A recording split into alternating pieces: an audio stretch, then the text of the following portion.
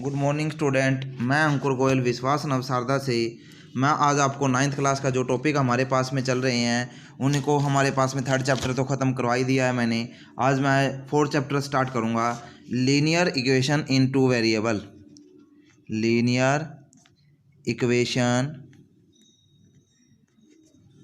इन two variable.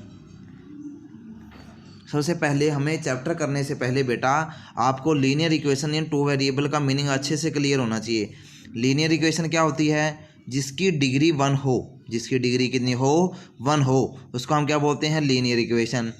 दो variable के अंदर, वेरिएबल क्या होते हैं? जैसे मैंने बताया था एक्स वाई है, ये वेरिएबल है जिनकी वैल्यू चेंज हो जाती है, जिनकी वैल्यू क्या हो जाती है? चेंज हो जाती है। जैसे 2x प्लस में 5y इज इक्वल टू 10। ये हमारे पास में क्या है? Linear equation in two variable. X और वाई दो वेरिएबल हो गए। लीनियर क्यों है? इनकी पावर 1 1 है। इनकी पावर क्या है हमारे पास में? 1 1 है। Linear equation in two variable, ऐसी लीनियर इक्वेशन जो दो वेरिएबल के अंदर हो उसको हम क्या बोलेंगे? Linear equation in two variable. Linear equation in two variable.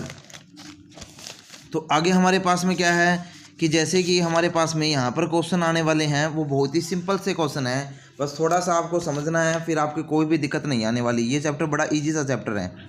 The cost of notebook is twice the cost of pen. जो नोटबुक की कॉस्ट है वो पेन की कॉस्ट से ट्वाइस है। Let the cost of notebook X हो जाएगा। Cost of pen कितनी हो जाएगी? वाई के बराबर में। कितनी हो जाएगी? वाई के बराबर में। Write a linear equation in two variable to represent the statement. हमने क्या लिया? लीनियर इक्वेशन बनानी है। तो कॉस्ट ऑफ पेन कितनी हमारे पास में? वाई है। नोटबुक की क्या है? ट्वाइस है। तो वाई इज इक्वल टू कितना हो जाएगा? 2x के बराबर में। वाई इज इक्वल टू कितना है हमारे पास में? 2x के बराबर में। सॉरी, इसकी ट्वाइस थी ना, ये नोटबुक की ट्वाइस है, तो x की वैल्यू क्या हो जाएगी? 2y के बराबर, क्योंकि ये तो पहले से ही मान लिया इसकी ट्वाइस है। मान लो इसकी वैल्यू थी 20, इसकी वैल्यू कितनी है? 10। तो दोनों को वैल्यू को इक्वल बनाना है, तो कैसे करेंगे? पेन की वैल्यू को मल्टीप्लाई करना पड़ेगा ना 2 से। तो इसकी कॉस्ट कितनी है? x है। ये जो पेन की कॉस्ट कितनी है? y। तो x की वैल्यू कितनी हो जाएगी? 2y के बराबर में। कितनी हो जाएगी हमारे पास में? 2y के बराबर में। तो ये हमारे पर बस इतना ही पूछा था। Write a linear equation in two variable to represent the statement. Statement को रिप्रेजेंट करने के लिए आपको एक लीनियर इक्वेशन बनानी है। x इज इक्वल टू कितना हो जाएगा? 2y के बराबर में। क्या हो जाएगा हमारे पास में? x is equal to 2y के बराबर। आगे क्या कहता है? Express the following linear equation in the form of ax plus by plus c is equal to कितना है? 0 के बराबर में। And indicate the value of a b c। आपने इंडिकेट करनी है वैल्यू ए बी सी की वैल्यू को। क्या करना है? आपने इंडिकेट करना है। तो 2x plus 3y is equal to कितना? 9.35 का बार। ठीक है जी। तो ये प्लस है इस तरह के, माइनस इज इक्वल टू कितना हो जाएगा? 0। ए की वैल्यू किसके बराबर हो जाएगी? 2 के बराबर में। बी की वैल्यू क्या हो जाएगी? 3 के बराबर में। सी की वैल्यू क्या हो जाएगी? -9.35 का बार। सिर्फ आपको कंपैरिजन करना है इस इक्वेशन जैसा बना करके। क्या करना है आपको? कंपैरिजन करना है इस इक्वेशन को बना करके। जैसे हमारे पास में ये है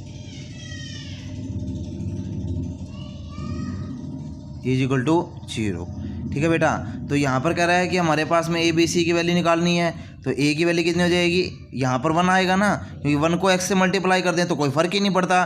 तो ए की वैल्यू बेटा कितनी हो जाएगी? 1 के बराबर में। तो बी की वैल्यू क्या है? -1/5 मल्टीप्लाई में है, तो बी की वैल्यू क्या हो जाएगी? -1/5 हो जाएगी। सी की वैल्यू क्या हो जाएगी? -10। कितनी वैल्यू हो जाएगी?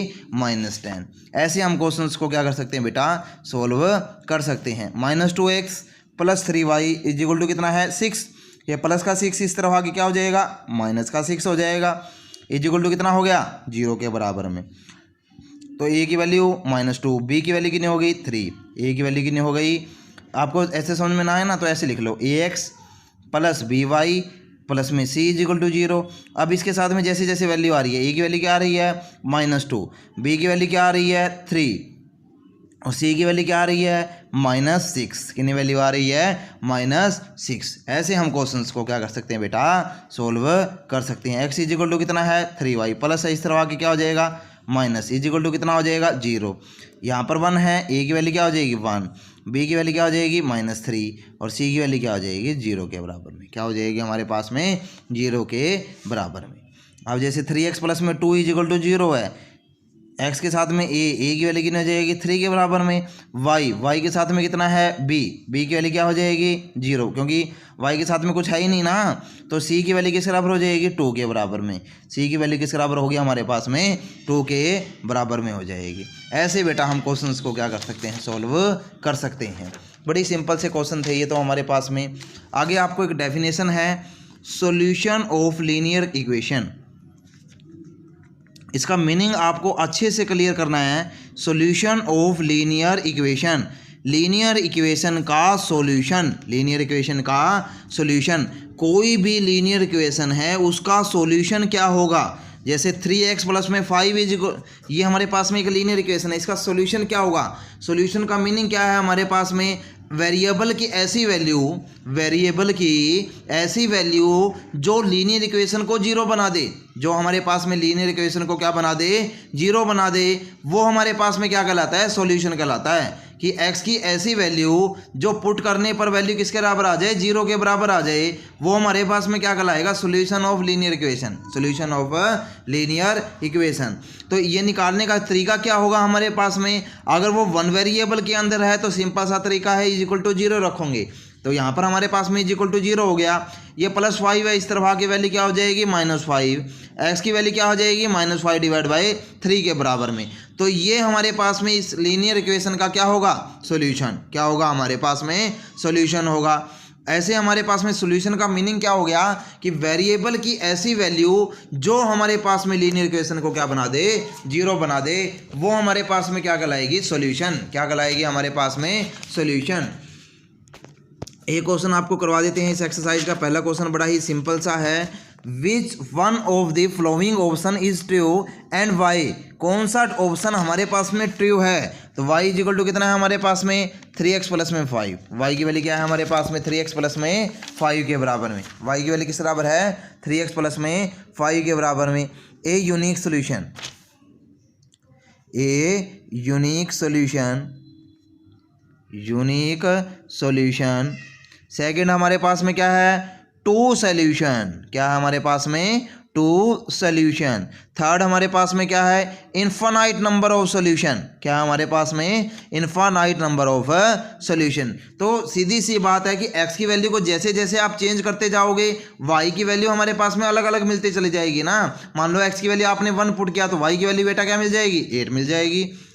y is equal to 3 multiply by 1 plus में क्या हो गया 5, 3 प्लस में 5 कितना हो जाएगा 8, 2 पुट करेंगे different value, 3 multiply by 2 6, 6 plus में 5 क्या हो गया 11, y की वैल्यू क्या हो जाएगी 11, 3 पुट करेंगे कितना हो जाएगा 9 प्लस में 5 14। ऐसे डिफरेंट वैल्यू मिल रही है ना हमारे पास में, तो डिफरेंट सोल्यूशन मिलेंगे। तो आंसर हमारे पास में क्या होगा बेटा इनफाइनाइट नंबर ऑफ सोल्यूशन, क्या हो जाएगा हमारे पास में इनफाइनाइट नंबर ऑफ सोल्यूशन। ऐसे करते हुए हम क्वेश्चंस को क्या कर सकते हैं बेटा सॉल्व कर सकते हैं, क्योंकि x की वैल्यू जैसे जैसे चेंज होगी वैसे वैसे y की वैल्यू मिल रही है।